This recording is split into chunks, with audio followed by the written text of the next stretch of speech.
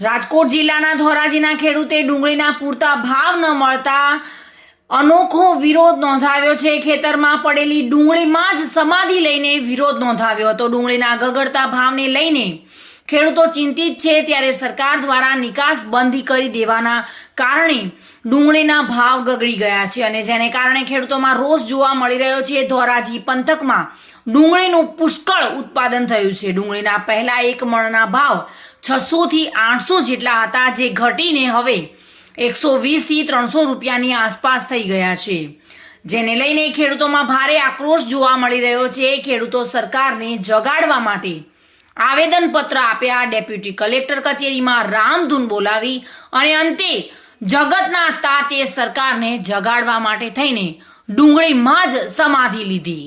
હું એક ખેડૂત છું। હાલ અમારા ખેતરની અંદર અમે ડુંગળીનું વાવેતર કરેલ છે। ડુંગળી અમે પુષ્કળ પ્રમાણમાં ઉત્પાદન પણ કરેલું છે। તો હાલ જે ડુંગળી અમારી તૈયાર થયેલ છે, અત્યારે ખેતરમાં ડુંગળી તૈયાર પડી છે, પણ કોઈ વેપારી અત્યારે લેવા તૈયાર નથી અને માગે છે તો એના ભાવમાં માગે છે। અમે વીઘે 20 થી 25 હજાર રૂપિયાનું આમાં ખર્ચ કરેલ છે। તો અત્યારે જો અમે વેચી, વેપારી એના ભાવે માગે છે, એ ભાવમાં અમે ડુંગળી વેચી તો અમને વીઘે 10,000 રૂપિયા માંડ છૂટે એમ છે। તો અમે આટલો ખર્ચો કર્યો છે, તો અમારે વધારાનું અમારું ખર્ચ ને આ અમારું ભરણ પોષણ ક્યાંથી કરવું?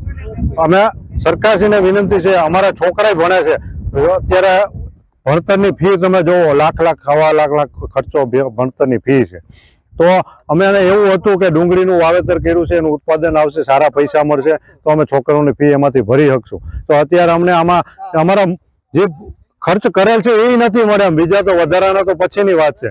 તો અમારે આમાં છોકરાઓને કઈ રીતે ભણાવવા, અમારું ગુજરાન કઈ રીતે ચલાવવું?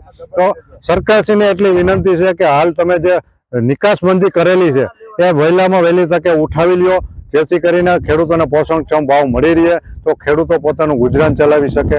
એ જ મારી ખાસ સરકારશ્રીને વિનંતી છે। જય જવાન જય કિસાન।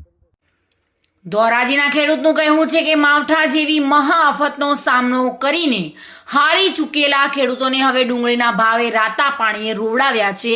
જગતનો તાત ચિંતિત છે। ડુંગળીના ભાવને લઈને સરકાર ખેડૂતોનું સાંભળતી નથી, ત્યારે હવે ડુંગળી પકવતા ખેડૂતો આકરા મૂડમાં જોવા મળી રહ્યા છે અને નિકાસબંધી દૂર કરવાની સરકાર સમક્ષ માંગ કરી રહ્યા છે। અને વધુમાં રોષે ભરાયેલા ડુંગળી પકવતા ધોરાજીના ખેડૂતે સરકારને જગાડવા માટે એક નવતર અભિગમ અપનાવ્યો છે। વલ્લભ પટેલ નામના ડુંગળી પકવતા ખેડૂતે તેમના જ ખેતરમાં તૈયાર થઈ ગયેલી ડુંગળીમાં સમાધિ લઈ અને સરકારને જગાડવા માટે એક પ્રયાસ કર્યો હતો। આજે અમારે કાર્યક્રમ ગોઠવો છે અમે, અને આજે મારી ડુંગળી છે અને અમારે ન છૂટકો આ કાર્યક્રમ ગોઠવો પડ્યો, કારણ કે અમારી ડુંગળી જે અમે વાવેતર કર્યું તે મોટી આશા એમ કર્યું હતું કે ભાઈ અમારે છોકરા ભણે, કોલેજમાં ભણે છે, તો અમારે એને પૈસા એક ના હવા લાખ રૂપિયા ફી ભરવી પડે। તો અમારે 4 છોકરા ભણે છે, તો અમે ક્યાંથી કાઢીને અમે ફી ક્યાંથી ભરી શકીએ? તો આ ડુંગળીમાં અમે પૈડામાંથી પાટું છે। અત્યારે ડુંગળીનો કોઈ ધણી નથી। ડુંગળી અમે વાવી ત્યારે અમને ખર્ચો બહુ મોટો લાગી ગયો, માથે બે ત્રણ માવઠા પડ્યા છે, વરસાદ પડ્યો છે, કમોસમી બધું, અને અત્યારે અમારે એની આવક કાંઈ વેપારીને કહી તો કોઈ વેપારી જોવા આવતું નથી, બરાબર? અને જલ્દી અમારે નિકાસબંધી હટાવી લ્યો અને એક્સપોર્ટ બંધી ઉઠાવી લ્યો અને નિકાસબંધી છૂટ આપી દો। જે કૃષિ મંત્રીને અમે ભલામણ કરી છે, એમને ભલામણ કરી છે અને મુખ્યમંત્રીને ભલામણ કરી છે, તમે અમારી આ થોડીક રાવ ખેડૂતને સાંભળો। ખેડૂત જગતનો તાજ છે, ખેડૂતથી મોટું કોઈ નથી। ભલે ખેડૂતને તમે નાનો ગણો, પબ્લિક નાનું ગણે, પણ ખેડૂતથી મોટું અત્યારે કોઈ નથી।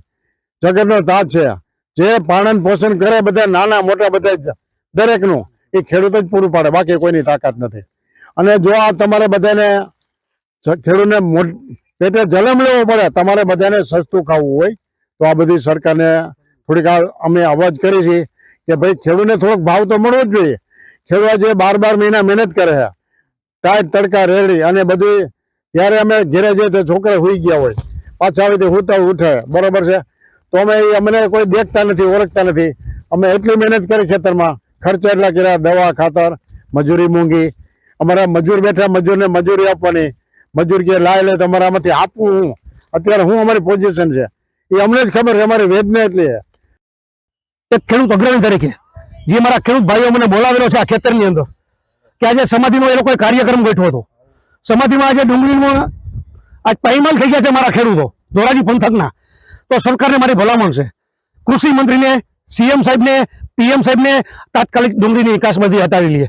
આ એમના બાલ બચ્ચા ભણે છે, એક એકની સ્કૂલના ફીનો ખર્ચો સવા લાખ રૂપિયા છે.